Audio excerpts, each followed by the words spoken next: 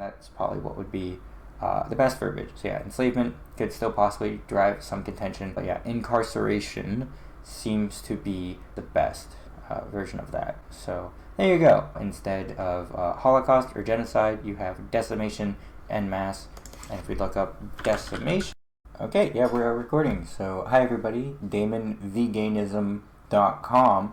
As you can tell by the title, it's going to be a relatively interesting video to cover. So what exactly does it really mean? More or less, it's going to be a commentary about, I guess, interpersonal communication. Let me go ahead and before I start, yes, white dude that's talking about some of these issues. So, I think that there's certainly going to be some form of contention on what I talk about, which I am totally fine with, and any sort of comments or inputs are very much welcome to be had. There's quite a bit of discussion in this arena, and I think that the comments here, whether they are levied more disparagingly towards me for who I am and the ideas I want to talk about, I think that's totally fine.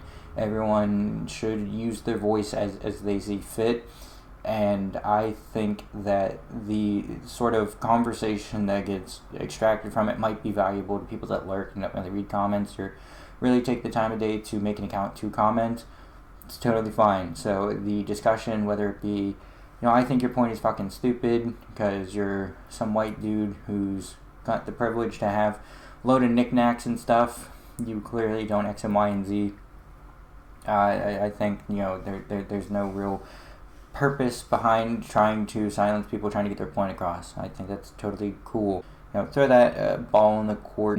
Just with that out of the way, I want to talk more about the sort of language used within the outreach and discussions behind veganism. So there's a lot of points of contention, and it seems to be furthered by the comments that I see on videos. Particularly, there are some things I just want to address, just to kind of like put out there in the sphere of generating ideas. The first of which will be the contention that I'd recently been made aware of the progression of language used within the vegan community and its outreach. So very previous to the insurmountable and ever-evolving Israel-Palestine conflict, there's been quite a shift in language, and now there's a further shift of language, and I will share my sort of resolution to the complex issues. For people who aren't politically correct, they're just gonna fucking look at this super far left wokey snowflake blah blah blah blah blah. That's totally fine for you to hold that position.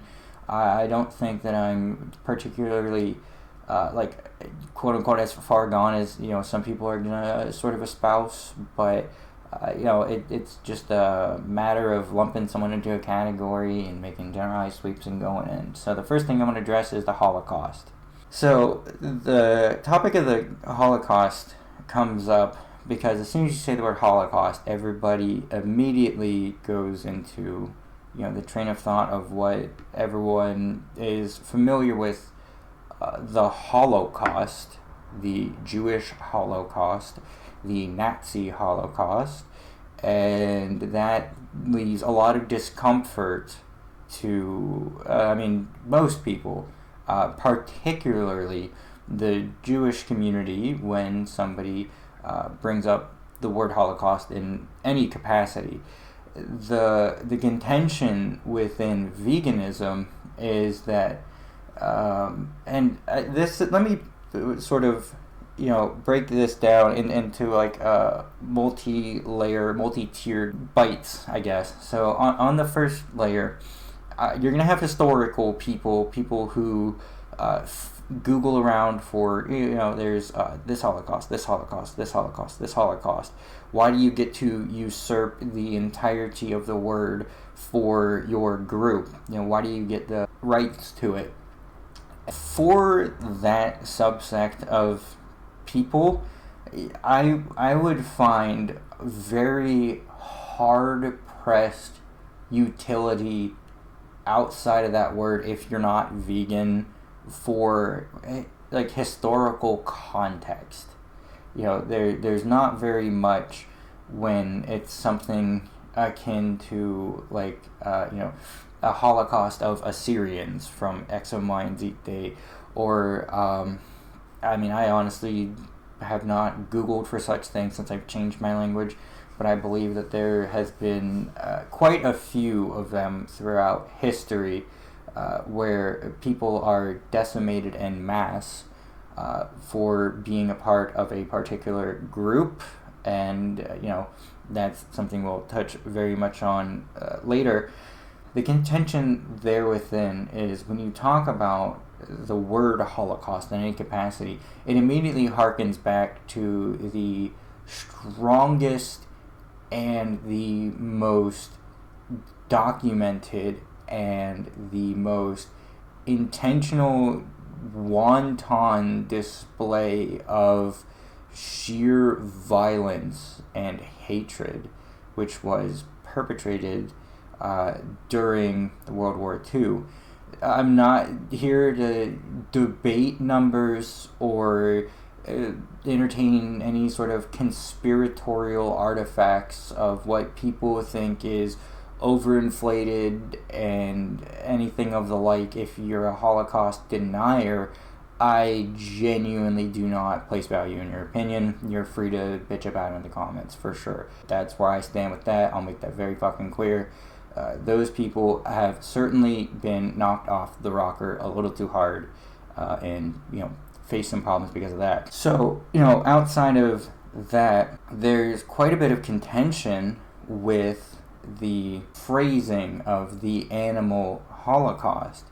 The contention lies with the sort of anthropocentric use of the word Holocaust, because by definition it is entirely accurate. And actually, I will pull up the definition of the word to make sure that we are all on the same page here, because to me it is just absolutely one of those things where there are people who don't want to never not be right, who will use that, and as a result of their utility, they want to find that it is one, just synonymous with them having this thing and not letting it go. So here we are, now that my browser has finally loaded after I had gone through the entire loading up of this browser. It takes forever, but here we go. So here we have the definition here. It says great destruction resulting in the extensive loss of life, especially by fire. And then here it says the second use of the word is the genocide of European Jews and other groups by the Nazis during World War II. Number 3, a massive slaughter. 4, a sacrificial offering that is consumed entirely by flames. Bread sacrifice, an offering the whole of which was consumed by fire among the Jews and some pagan nations. Sacrifice or loss of many lives as by the burning of a theater worship. The mass killing of millions of Jews during 1933 to 1945 in Germany and German-occupied lands, usually referred to as the Holocaust, with capital T-H, capital H, referred to as the event, the Holocaust.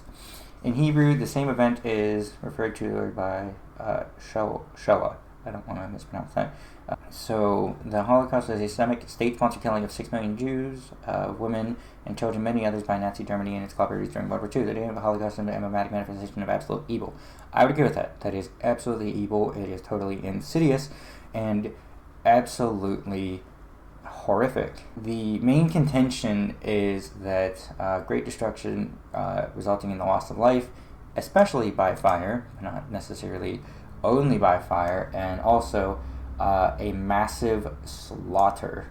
That's where the contention is. The vernacular that is of utility by people leads to contention. And, one of the things that I think is of notice for that, there are people that will double down and say that, nope, it's accurate, fuck you.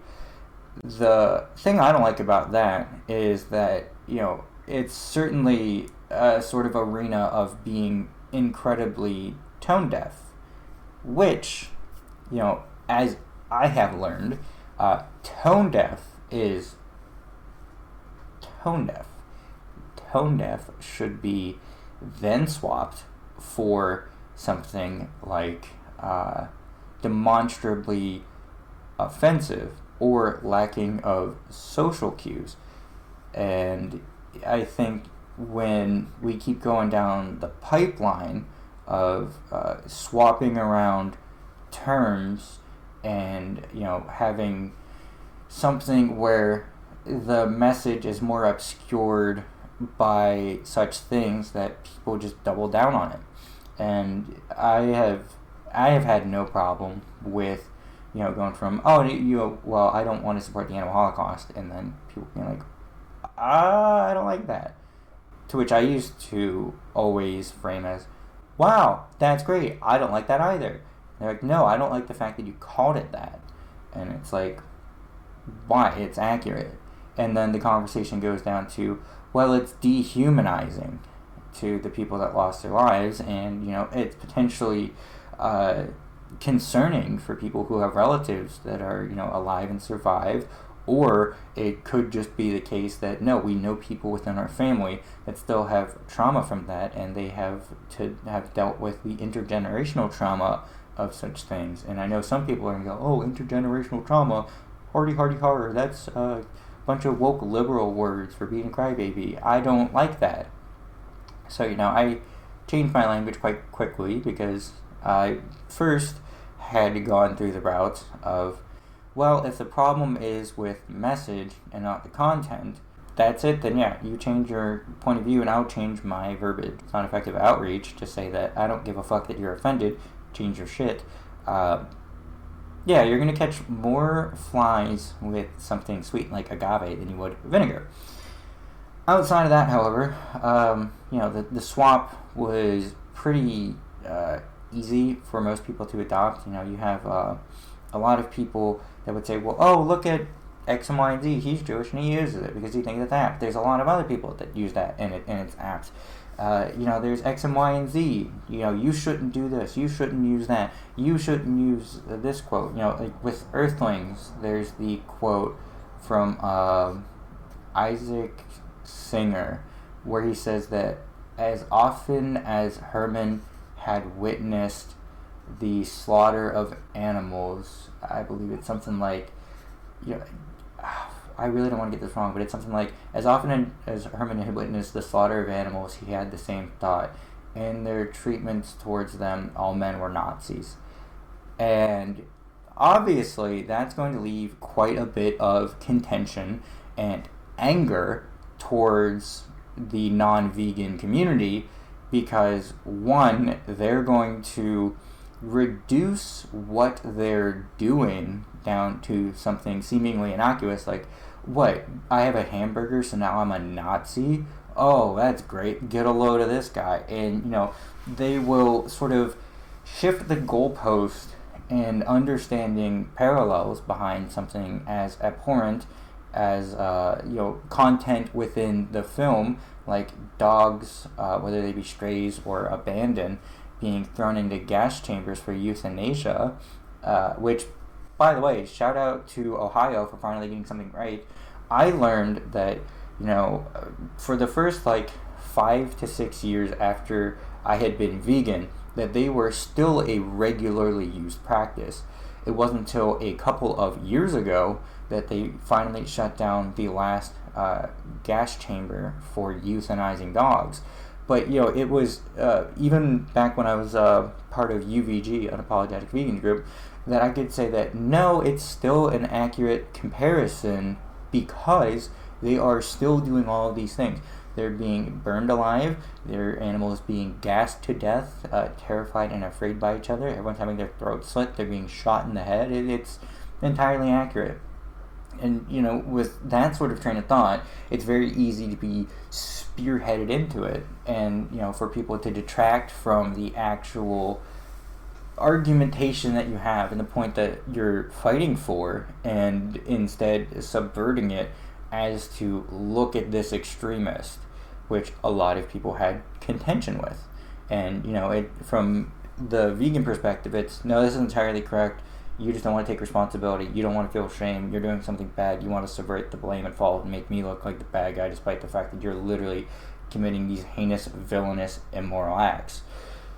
And, that's just a not gonna work strategy. Now, from the sort of discomfort that has been espoused by people using the word the animal holocaust, or the phrase the animal holocaust, or using the word holocaust, a lot of people found it very easy to, switch the framing of it as, it's an eternal global genocide of animals. To which I've now been made incredibly aware that, people have a large issue with that framing, because they go to, no, that's not a genocide. Genocide refers to people, and on top of that, there's an actual real genocide going on right now. So how about, instead of you complaining about hamburgers and leather, that you do something to speak up, use your platform for this, and actually pick a side and being a part of the right part of history? That fundamentally makes me a bit conflicted, because on the one hand, yes, more people should be talking out and speaking out against the injustice that is happening and is allowed to be perpetuated against innocent civilians, babies, literal children, without any ability to fight for their own liberation, safety, and who have been eschewed any sort of sense of justice and well-being. I certainly think that is a situation which calls for strong condemnation, and there's obviously people on both sides. You don't win any points in speaking up for any side. There's certainly people who are in support and people who are not, for the principal reasons behind it, or for X and Y and Z. But there's, obviously you always have to pick sides. It's just a part of life. You have to be a part of a team. If you try to be apolitical, it doesn't work like that. You're even more reprehensible for being, neutral in times of contention. The main source of grievance then is, okay, we can't call it a holocaust, and if you call it a global eternal genocide of animals, you're also now someone who's privy to falling to the same sort of subversion of your point into a conversation about something which is currently ongoing. So at a historical context, you are, pulled from your main talking point, and then secondly, you're now drawn into a conversation of more relevant events, which now pulls you away from your message and your point. So necessarily speaking, for somebody to have an effective framework of speech, you either have one of three options. You have a hard barrier of entry for, I guess, people who aren't offended by the actions of the Holocaust, which feels wrong to me on an intuitive level, that someone would, sort of just be like, yeah, I don't care about that. That to me would require so much nuance as to where it's like, no, I understand the depths and X and Y and Z and LMNOP, but how is that pertinent to me? I'm not experienced. I don't know anybody, and it would have to be somebody who's very far gone, and also he just has for lack of better word than just to speak plainly and freely on it, somebody who has like a very desensitized view of the real value inherent to life, which draws quite a many red flags to me. And on the topic of calling it the animal genocide, that risks subversion for the current global genocides, which are happening within humans. And then also you have this semantic fucking people that say that this is only for humans. Before I get into my points here, I would like to point out that people that only operate on the anthropocentric view of words are almost always entirely lost causes. I mean that sincerely and genuinely, and hopefully in such a vein that it's more useful to you in terms of how you really kind of interact with people. I would be hard pressed to find anybody that as soon as they sort of espouse that phrase, that they are willing to have a thoughtful interaction and debate and actually change their mind on the subject. I've reviewed hundreds of hours of vegan activism, debates, online, back and forwards, and it just seems to always really miss the mark.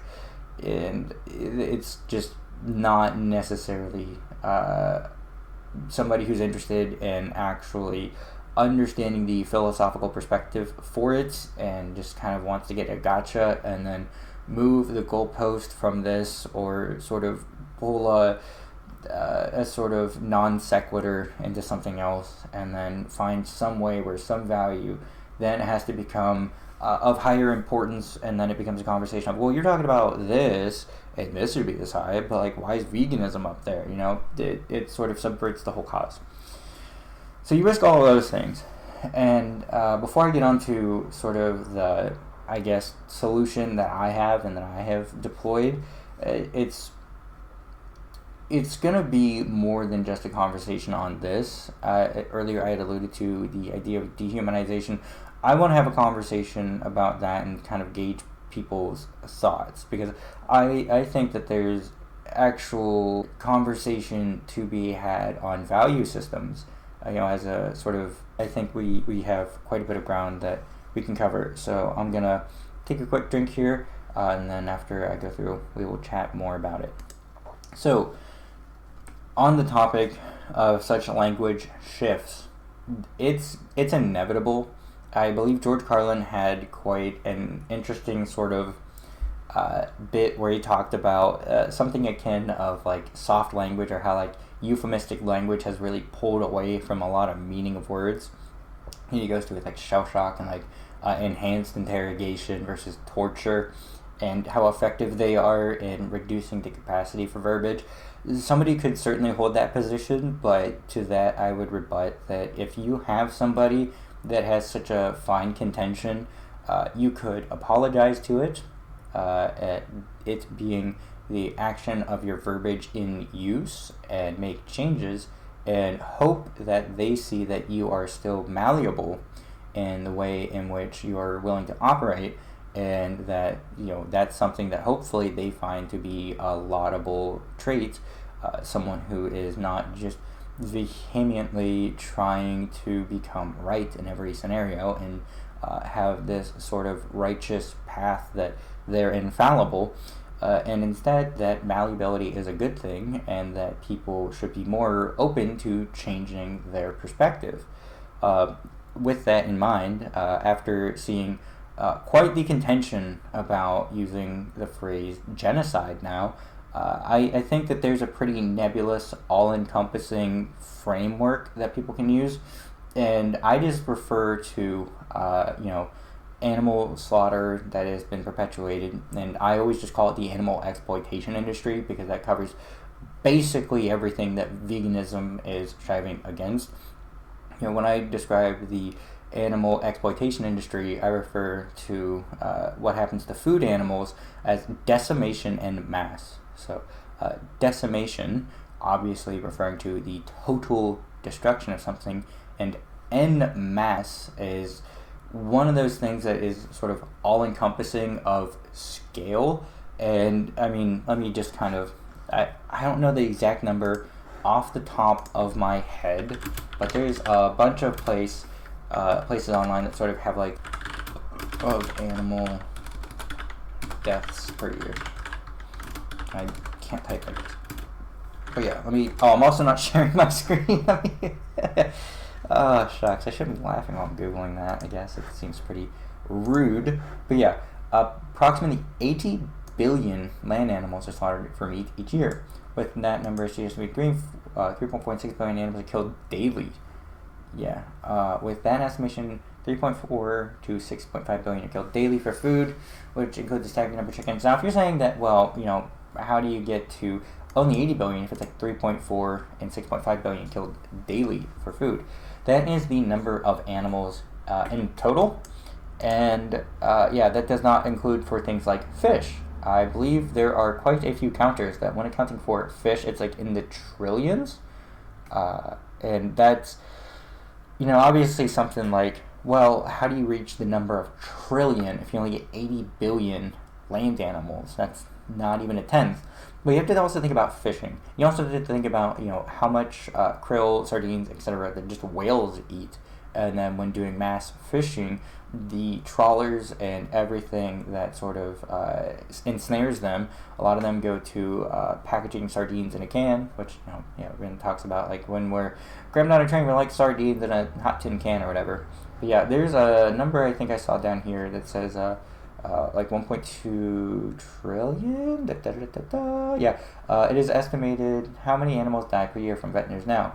With an estimated 1.2 trillion animals killed annually for food consumption alone.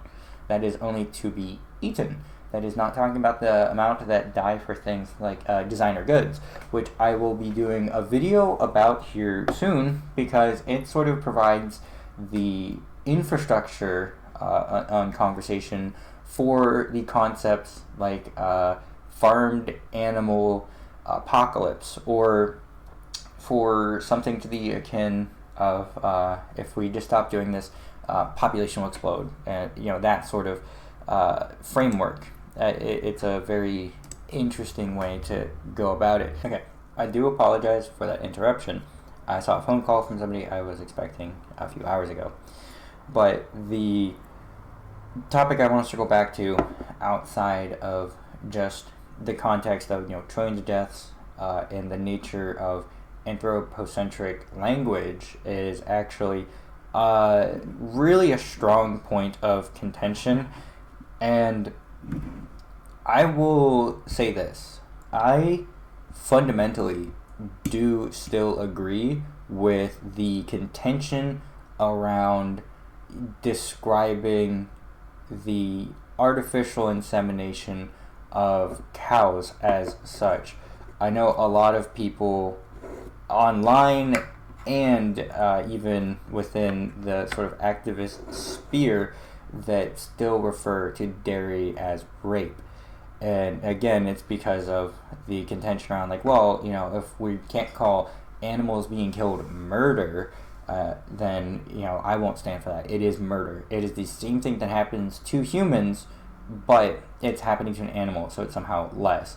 They hold that same position of that action as well. To me, it's that such is uncomfortable. It's uncomfortable in that the likelihood that you use that to someone that's experienced such a harrowingly tragic and unavoidable instance that, referring to it as sexual assault or rape seems to be... I just legitimately don't have words for how harrowing. And if your goal is to make somebody totally despondent, I don't understand the purpose of debate.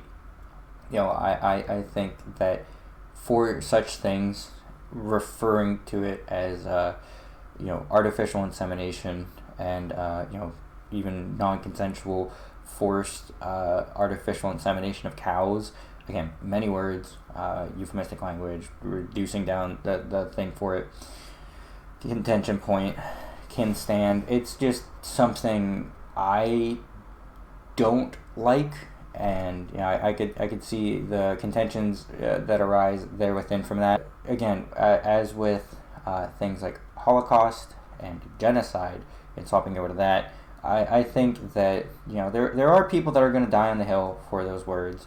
There are people that are going to change for more of an anthropocentric utility of such words. The concept also goes to the conversation of slavery, because again, there are innumerable amounts of cultures that have participated in the enslavement of others. The most notable, due to popular media, is obviously the enslavement of African Americans in America. It does not really sort of account for historical context of Korean slave trade, Korean enslavement, the African enslavement from the Dutch. It doesn't really have much with the Italian enslavement, and everything from that. It really harkens back to that, which gets it quite a bit of backlash from the vegan community, as there are far less individuals of minority backgrounds from vegan perspectives. That's clearly not to say they don't exist, and it is almost at this point laughable to make that assertion that vegans are just a bunch of pretty rich, basic blonde white girls. I mean, there are people like I actually haven't checked if Hamilton is fully vegan or only plant-based. I know that Serena Williams often comes up in the conversation about veganism, but I really don't hold my breath when I hear that celebrities are vegan. A great example of why I don't is Jared Leto, who then is like, oh, yeah, I'm a cheat, I cheat every now and again. I don't want to baselessly give somebody the title of being vegan because of their notoriety and people that will just say they are, but they're plant-based, or they primarily are vegan, but sometimes it's just like so hard, and it to me seems almost laughable, because when you have an excess of abundance and you're still choosing to elect for convenience, it makes the stretch less imaginable. But that little blurb aside, I think it's very interesting, because the conversation then gets veered into when you talk about something like putting animals through slavery, where they are shackled, they are ripped from their families, and they're only being valued for what they give in terms of economic resource. We have demonstrably proven all throughout history that is not okay. That exploitation is deplorable and should be heavily chastised. And there's quite a bit of parallels that sort of draw from this. And it's often the case that everything that we've found wrong with the concept of slavery can immediately rectify a lot of the issues made latent with the treatment of animals. And I will sort of break down some of them here, just kind of like off the rip. But when someone says, for example, something like, well, morality doesn't exist, so it's totally fine, we can all sort of acknowledge that how every single one of our interactions has to be bootstrapped with either a concept like social contract, or like if we don't do the social contract and we do something like axioms, where we say that promoting well-being is good, therefore we should do that, and that's how we operate. People recognize that, well, you need to bootstrap that ideal because there's no moral sort of element.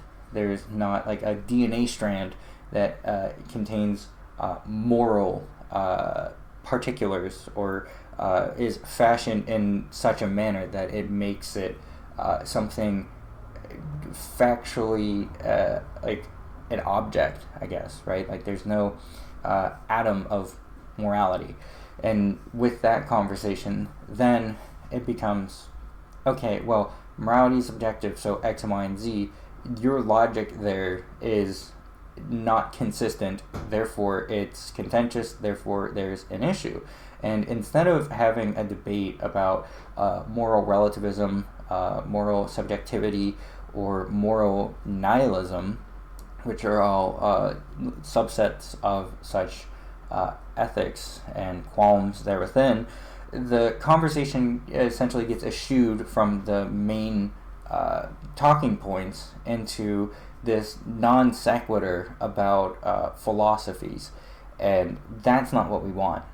When the situation harkens back to either moral relativism, nihilism, or anything else, pull the point back to the topic of discussion by saying, well, yeah, of course, but then that means I could just kill you, which you don't want. If I just say, oh yeah, it's subjective, so I can do that, that's fine.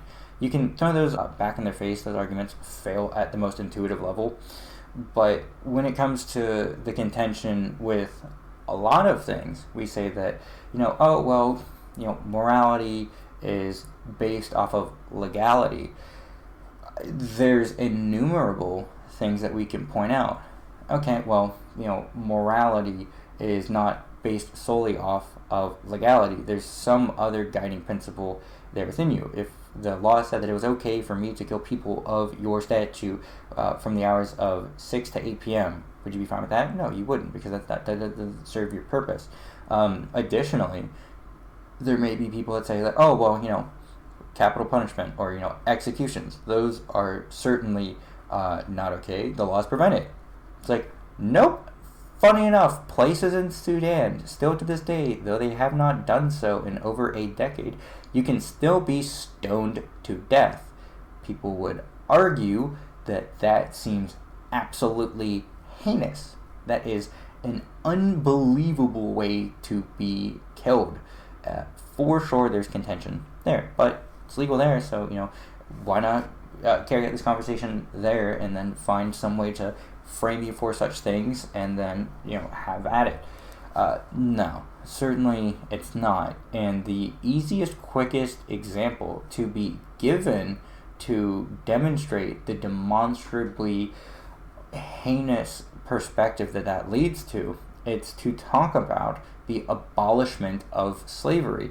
We're not equating these things as equal or lesser. The real contention therein is like the same reason why people have the contention with X and Y and Z. It's because they fall under the umbrella as bad, so or right or wrong, and there are obviously going to be variances in the degree of such things. Things aren't always inherently just black and white, good or bad, but again, with that, there are shades of differences between each category. And for example, let's say that somebody is stealing a loaf of bread to feed their family. Someone is a thief. Being a thief is illegal, and that is obviously, in the eyes of most, bad. But a lot of people could see that situation and say that, oh, well, this little girl trespassed onto a property and went into the dumpster and ripped off a part of the moldy bread so that she could have food. Some people are going to be critics and say, oh, well, once the mold's on there, it's inside of all of it, blah, blah, blah, blah, blah. Probably doesn't even know that, but let's not even get down that hypothetical there. People would often say that is so tragic and sad that she's just trying to live. I don't find fault with that. It's already in the trash, it's trespassing, whatever. But this is someone who clearly needs help. So again, you can see that there's a variance there within on the scale here. Now, when we're talking about placing things in these categories, we can say that, okay, demonstrably speaking, slavery, bad, right? Like slavery Slavery is not on like this side of good. Slavery, bad. Okay, fantastic. Let's take something else, like rape, bad. Rape, bad. Rape, not good, bad. Slavery, bad. Not good, bad. Then it also goes into the context of, the my morality is based around legality. No, because then that would mean that if we had laws enacted to allow for slavery, then you would be in favor of it. And for anybody to say that, that would never happen, historically very, very relevant. We have Juneteenth to remind people of such things being the case in relatively recent history. And again, people are like, it was hundreds of years ago. It wasn't hundreds of years ago. It was back when Lincoln was president. And I know people are like, blah, blah, blah, blah. Like, just for frame of reference, too, Martin Luther King Jr. and Anne Frank were alive during the same time. I know that that's quite a very strong sort of pull from like, black and white versus like color and the availability of resources and documentation there for it. We sort of see like black and white footage and we think, it's so ancient. It's really not. It's very much not the case that, Metropolis came out how long ago, or Dawns of the Moon? Like, look at how far we've come. And it's like, yeah, but that's like the advent of documentation. And it's not even like the full advent. That's just like with picture film. And, if we go back and say, that was like so many presidents ago. If that's the basis for it, then, that fails to acknowledge the fact that, like, World War I, the Great Depression. There were people that were still alive during that time until very recent history.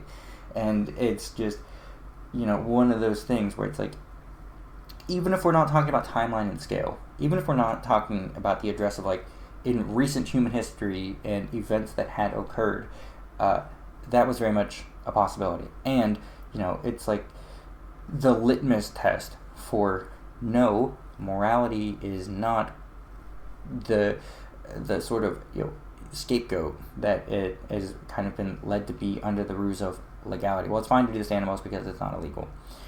Something being illegal does not inherently make something moral. Now, there might be laws put in place on the basis of moral good, but it's largely not the dictating factor, and that's what should be addressed.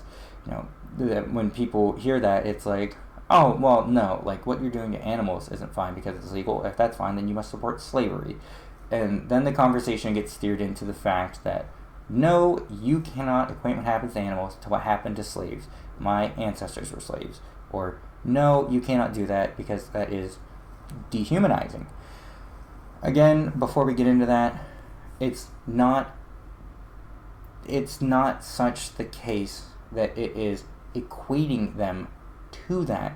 It is saying that this is a ripe example of legality and morality not conferring to the same basis in anybody with a rational approach to things.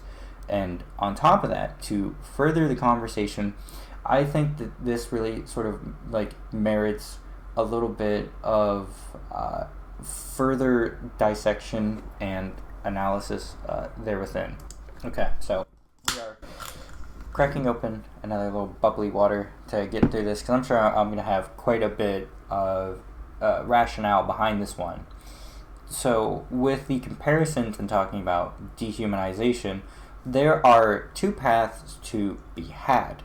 The first one, most contentious, is to argue that, that's probably not going to go that well, that the dehumanization should not be equated down to the level of animals. Instead, it should be something akin of reducing people down at a point past where we value any living being with a subjective experience of reality, or of relation to its ability to have a perceptual concept of the world where it's sentient. And when people really talk about dehumanizing, or it's dehumanizing to equate the tribulations and trials of a pig to someone who actually had to endure that. The contention there is not that. It is not such the case that when making these comparisons, you are reducing someone down to a level of another sentient being. It's that you are reducing somebody down to the level of something like a Roomba or a robot, because those are both things that lack a subjective experience of reality, and you can be entirely indifferent or apathetic to the treatment of it. Oh, the Roomba's a piece of shit because it keeps getting stuck. Well, I'm not going to repair it or update the firmware. I'm just going to chuck it in the trash. Totally fine. I'm going to, just smash all these Roombas with a hammer for a video on Roombas suck, I hate them, why you should never buy them. I'm not a Roomba hate enthusiast, but I always use the example of a Roomba to signify intelligence and the ability to react with an environment without sentience. Because if you think about it, a Roomba can use its little lasers or cameras to sort of scan an area and use that information. I know some people might contest with such things, to make a smart map on what to sort of go around to clean. And with that, we have the novel idea that something being intelligent and being able to react to its environment doesn't necessitate that it is sentient and has a subjective experience of reality. Now, as AI grows more complex, they may be able to mimic, essentially, what is pertinent to human conversation as we have grown to see. We're probably going to enter into a realm within the next 10 to 20 years where, if you've seen the movie Blade Runner with Ryan Gosling and Ana de Armas, we can see that that's probably going to be a very near reality, where we have like these e-droids be suitable romantic partners, much like it was in that movie, where Joy was essentially his wife. And that's another topic in conversation entirely. I want to sort of frame this as such that they're not sentient. Those things are not sentient. Joy in that movie, not sentient. It is an AI program. It is an artificial intelligence.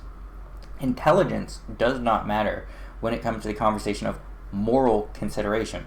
Now, one thing I will note before I wrap this up, because I still think that as peripheral as it is important, the conversation around AI and its termination offers a very strong inclination towards us recognizing like externalities around that, like extrinsic value. So the framework that I operate from is that there is intrinsic value to any sentient being's life. What do I mean by that?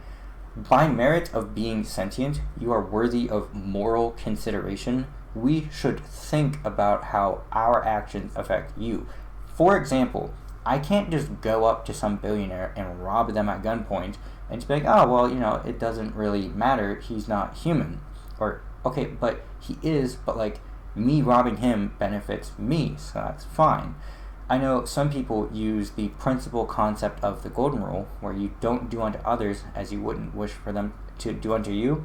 I don't agree with that fundamentally, because the deterrent shouldn't be that you don't want that reciprocated to you. The deterrent should be that on an intuitive level, it feels wrong to wrong somebody.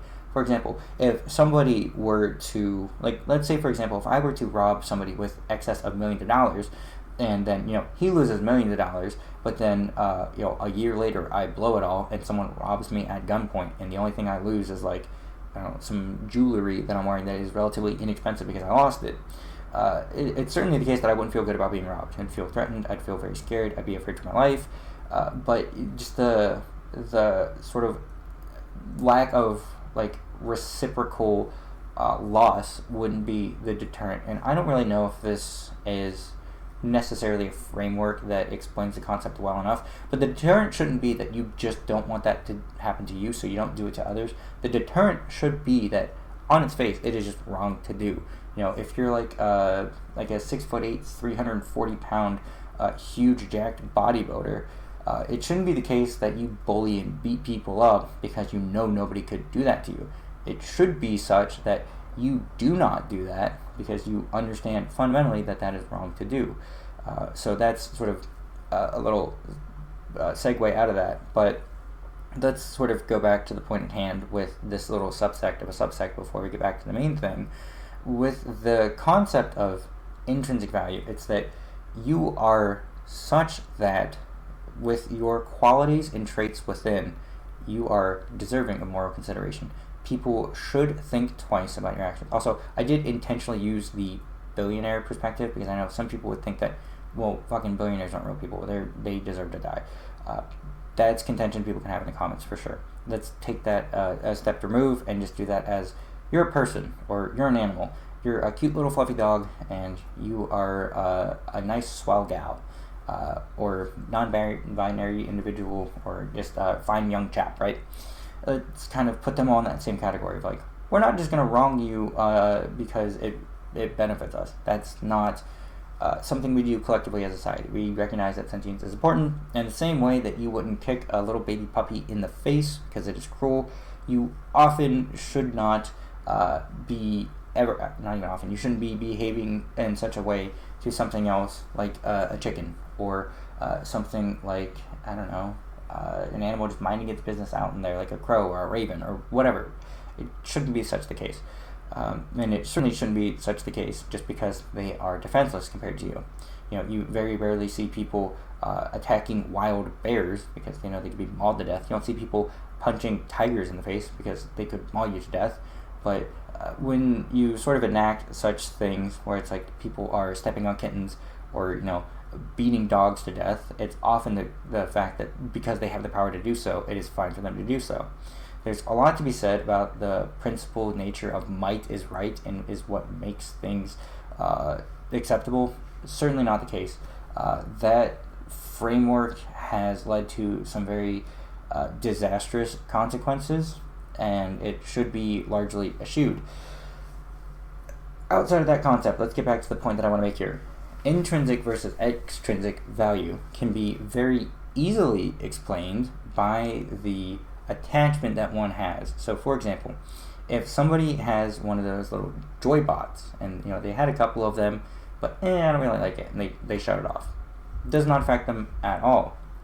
However, similarly, Ryan Gosling's character has grown quite fond of it. So, as Joe has built this sort of attachment to it, we can find that there is an extrinsic value, a value that comes outside of that program's own lack of inherent value. Someone has ascribed value to it. So by destroying it, you know, Harrison Ford's character and everybody, I don't know if I spoiled that for you, my bad, and the destruction of it by the other parties has severely damaged him emotionally. And as a result of that, that sort of leads us into the conversation that can be used later down the line to explain some situations that are morally dumbfounding, which we can tie back to later throughout some of these series where I talk more about this a bit more in depth, I guess, because this is now an hour. But when we talk about the devaluation or the dehumanizing comparison, it's made incredibly stark by just saying that, no, actually, I'm not reducing people down to a pig. I'm not reducing people down to cows and chickens because and maybe this is where it gets contention with people within the vegan community in my position. It's that I think that bar everything else, you know, should we have human life versus animal life, if there is ever a dichotomy or like you have to do X and Y and Z, you have to pick a human or pick an animal, I think that human life should always have the highest order of precedence. Why is that? Is it in latent speciesism? Well, no, actually. I think that it is certainly such the case that it should be done in such manner because humans have the highest capacity to experience joy, pleasure, pain, have meaningful interactions with other individuals that would otherwise show to us that they are ones who are able to create a higher level of subjective experience of reality. Now, that could be said that, okay, well, what about ants in an ant colony? They don't experience the same degree of sentience as us, and even though they are part of a colony which has, untold masses of trillions around, and between each species are difference or build of ants, for lack of better words, it certainly seems to be such that the loss of a human life is infinitely, well, not infinite, orders of magnitude higher than the loss of a single ant life. Now, people might say such things like, okay, well, let's say that a person has their subjective experience of reality or their sentience reduced down to that of an ant. Which one should we kill then, an ant or a human? I would still argue for human life because of the extrinsic value probably placed upon it. Now, if we have somebody that is so far gone in that, and that they still want to live, they have their sentience reduced down to that of an ant, it should still be such that it is the case we pick them. In my opinion, some people might be like, oh, he wouldn't even hurt a fly, he'd rather die than that. I can't help the fact that somebody has that low of a self-worth. I mean, I'm a pretty self-abandoning individual. I still wouldn't do such things. I think that self-preservation is fine, and, insofar that somebody isn't actively trying to put themselves in those situations where they are constantly risking their life for the smallest speck of dirt or any sort of non-tangible thing, like an idea that otherwise wouldn't be. Well, actually, no, I do retract that. Again, this is with me speaking freely on this. There are some intangibles that I think people are rightfully willing to die for and become martyrs for. If we look at Guy Fawkes and his death there for everything that he done, and for the 5th of November, that's certainly an idea that he was willing to die for. And I think that there are quite a bit of people that are willing to embrace martyrdom for such things, and to each their own. I think that the discussion there then should be that the language used is certainly very interesting, highly caustic, but people are going to die on their hills, and you can't really prevent that. And I sort of have the same philosophy for the utility of highly distressing animal deaths, and I'll touch on that in just a second. I'm gonna go ahead and take a string of text messages I'm getting, and then I'll respond back to the contention there within, with some other things peripheral to whether it be the topic of using videos of animal deaths, and then after we talk about that just a little bit here, I'll talk more in depth in a different video, just because I'm on it now. We'll give a quick little blurb, we'll continue this conversation later for it, and then we'll kind of wrap things up very neatly. Okay, so on the topic of graphic animal use, and why I said earlier, different strokes for different folks. I have had, without exaggeration, at least bare minimum, mind you, this is a span of like 10 years, thousands, plural thousands. It would not surprise me if I've seen this comment from over 10,000 individuals say that because I share graphic footage of an animal being cooked alive, having its throat slit, or anything else, that people just aren't going to go vegan. That, to me, is certainly the most... It just befuddles the fuck out of me personally. Like, oh, here's this heinous atrocity I personally am allowing to happen. I think that this is totally worth it for me to go to McDonald's and get a hamburger. And that's why I made the illusion earlier. It's like, oh, well, you're doing all this because I'm just having a hamburger. It's like, there's no way that you aren't aware of how that reaches your plate. Now, some people intuitively will be like, yeah, well, I know a cow was killed. But, like, that's it. It's like, it's more of a, like, it's stripping the qualities of moral value from this sentient being to sort of like a de facto manufactured product when you are eschewing the fact that you have stripped a being worthy of having value and consideration of your actions towards it.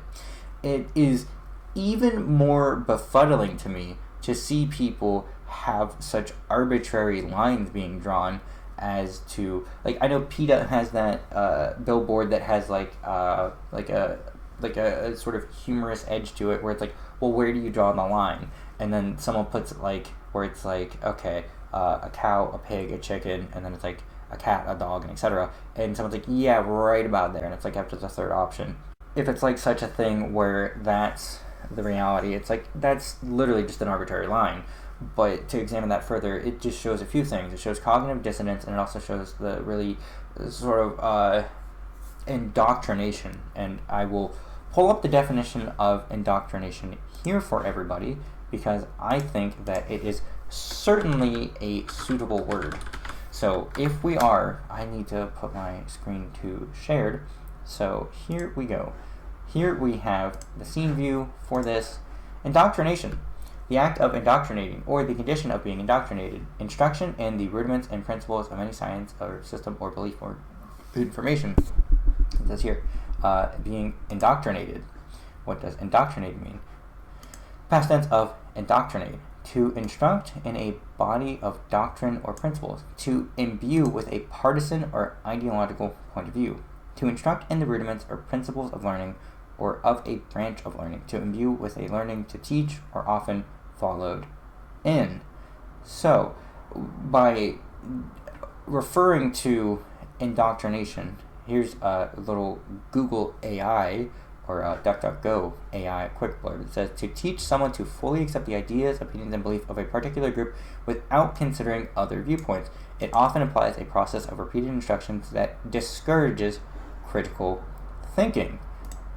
By definition, it's a really strong version of like psychopathic behavior when you take the position that these beings are in fact sentient and worthy of moral consideration, that we have just gone along for the ride for so many years.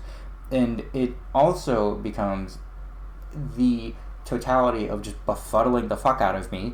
Like, I just, when it comes to the conversation about people who are, anti this, anti that, think for yourself, think critically, and then they go into something like the fucking carnivore diet, it's just like, I just can't, I just really can't, yeah. And for anybody else, I will throw this up here as well. So to be befuddled means to be stupefied or dazed by an alcoholic drink. That's not where I draw it from. It is more so from being unclear in mind or intent and filled with bewilderment. So if we go to bewilderment, we see here the condition of being confused or disoriented, a situation of being perplexed. Yeah, I am entirely perplexed and absolutely confused as to how such things can be such. So yeah, if you want to use the word befuddled, I specifically say it befuddles the fuck out of me, because it is genuinely just one of those things where I'm like, I cannot comprehend how such things occur. And it's just like, for people to just kind of like do those things where it's like, oh, blah, blah, blah, blah, blah, just befuddles the fuck out of me. But with like the whole of the situation, it's just indoctrinated, like psychopathic behavior. Once you again realize that, oh, these are worthy of moral consideration, we should not do such things. With all of it, it's just like diabolical. And I don't know, with the showing of the animals and then having the arbitrary lines and everything else, with the thousands of people that have drawn contention to it, it's like, nope, that is precisely what you are paying for. And to reduce it down to this sort of, well, cow produces blah blah blah amount of burgers, it's like, you say that, are you very much like sure of what all that entails? because there's some people like, oh, this is really edgy, this is really cool, and it's like, okay, well, here's where you want to use that swastika. Here's what that represents. And if people are too terrified to look at it, there's a good quote from Gary Yourofsky where it says something along the lines, it's not good enough for your eyes, why is it good enough for your stomach? Where, people have sort of like, oh, you know what, I'm going to just eat this and not really think about it. But you see what it is, and it's making you sick. That's like a real light switch moment for people. They're like, oh, well, fuck. Because personally, that's what worked on me. I had gone into a Morrissey live show, and I got that little PETA pamphlet, and I just kind of ripped it up as I was going in, because I'm like, oh, fuck this, like, this is stupid, like, you guys are a bunch of prisses. And then, not knowing he was going to play Meat is Murder, I remember seeing, like, a sheep or a lamb being slammed down by its throat into this little, like, Y-shaped holder, and then having its throat slit open, and I was like, holy fuck, that's awful. I saw turkeys being beaten with, like, I think tire irons, and just a cow being inverted, having its throat slit and just aspirating blood, and I went, holy fuck, that's awful. Like, over the course of the next couple months, I was just like, that, it stuck with me, and that just kept bothering me until the point where I was out to dinner with my brother and his now wife, who's now given us 2 little nephews. She was like, oh, no, like, I'm a pescatarian or whatever, but, like, I don't know, I don't like eating the shrimp because, like, when they leave the fins on, it reminds me they're alive. And as I was doing that, I was eating, like, teriyaki chicken on a stick, and I was just like, yeah, so is this thing. Ew. And, like, that struck the chord with me, because then I remembered, like, all of the stuff that I saw from Morrissey, and then I got rid of all of my whey protein powder, I got rid of all of my gelatin caps, I, like, made this whole overnight arc of just, now I'm vegan. I cannot fundamentally support this. This is heinous. And, here we are. It's just like, that was, I saw Morrissey back in, like, August, when he went to Akron Civic Center, and then, sometime in December right after, I had decided to become vegan. And, it's like everyone says, like, oh, I just wish I'd done it sooner. I really wish I would have done it immediately, because I look back and I'm like, that was so unnecessary for me to do all those things. I had some learning curves I had to pick up within the first couple months, but I actively liked nutrition back then, so much so that I decided, it might be not such a bad idea that instead of art history or exercise science, I start to learn nutrition while I'm at college. And then, lo and behold, the requirements to be an RD don't necessarily line up that well for somebody at the time then. Now you need a master's, but if I would have gone through, found a way to get my internship done, got all the hours done, X and Y and Z, that I would have been able to sneak on by and get through that and do that without a master's. But currently I don't know if you would then have to get one to be eligible then, or if you're just kind of grandfathered in. But I switched over to philosophy, and now it's like, oh, what do you have? Like, I have enough credits for a minor in nutrition, and everything else subsequent to that, for sure. That's great. Just independently, I have freefitnessinformation.com, howeverysupplementworks.com. I've been very much enveloped in such things for, I can't even tell you, like, how many years. There's so many products and things that I have in terms of supplements that it's just, like, the second part of my nature. That, it's just like, I knew everything I needed to know then, and I know much more than I need to know now, and it's just like, I could have done it much earlier, and that's something I would have done had I been more clear in my conscience. But, it's a journey everyone's got to take, and at the end of it, the thing that I feel like people are going to get the most mad about is, like, the title, and not really reflecting much of the content and the message as well. On the topic of, anti-Semitic, racist, blah, blah, blah, blah, blah, in the title, sexist, again, just from the vernacular used, there are certainly ways in which we can make our points clearer and more concise. On the topic of how would one address to be more politically correct in their vernacular for something like slavery, for example, I had alluded to non-consensual artificial insemination, which might be quite a lot for some people to talk about, and just be devoid of that. That's on you if you want to deal with that. Basket of noodles when it comes to having that come up in conversation.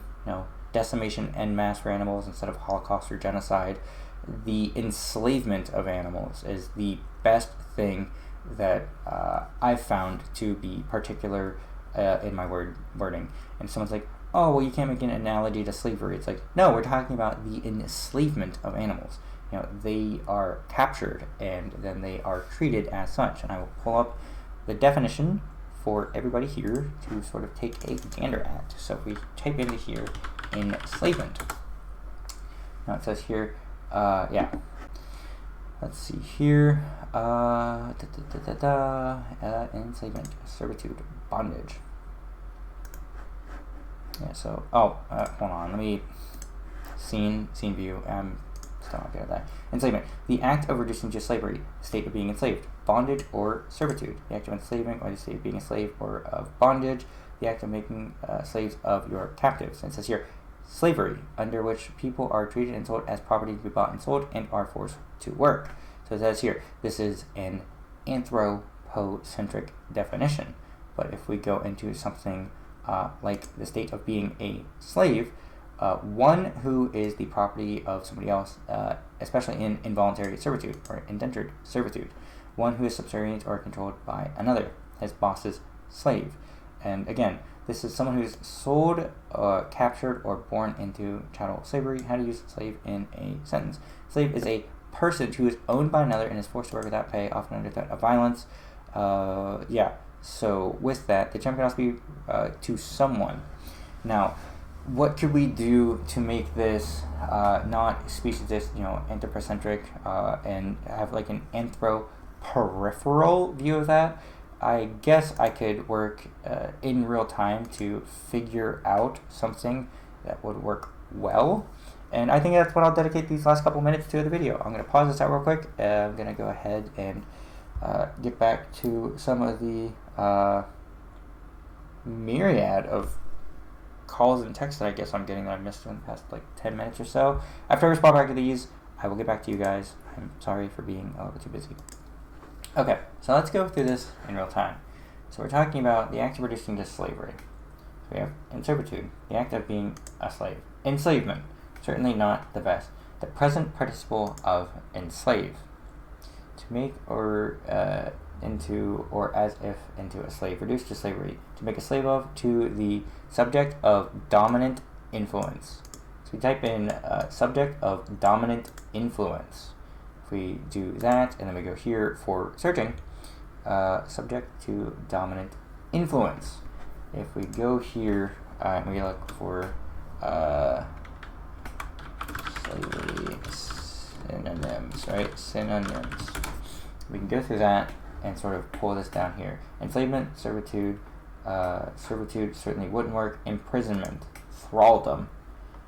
We could go here and use thraldom. It has an I variance. Thraldom, or captivity, incarceration, subjection of that. Antonyms, certainly not emancipation. But let's go through with thraldom, the state of being an enslaved person. So again, anthropocentric, as in captivity. So then we would have to then define it as a perpetual and eternal incarceration of animals, because they are in the act or state of being confined. So that would probably be the best verbiage to be used. It is in the global perpetual incarceration of all animal kind, and that's probably what would be the best verbiage. So yeah, enslavement could still possibly drive some contention, but yeah, incarceration seems to be the best version of that. So there you go. Instead of holocaust or genocide, you have decimation en masse. And if we look up decimation while we are here, decimation as in destruction, the state of fact of being rendered non-existent, physically unsound, or useless. If we do something like en masse, it just means as in hand in hand, or jointly, or collectively.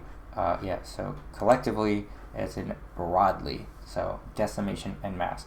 The largest broadest use of being destroyed entirely, or being rendered non-existent.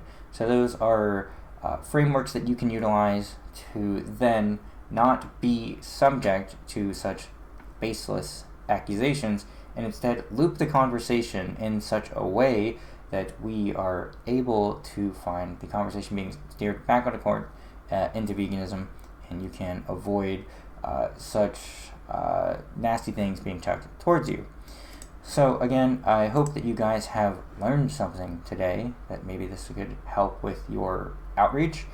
If it does, fantastic, let me know. I'm probably just going to throw in way more content over the next coming days, and we will sort of see where I land on a lot of other topics. But yeah, until next time, hope you guys are all doing well, doing good. Until then, yeah, toodles, bye. I don't know why I did that. I used to do that for another one of my channels, where like I'd be like reeling like I'd be wearing very tight shirts, and I'd give like a little like ka-cha, but I don't know. It's just a habit, I guess. But yeah, toodles, bye.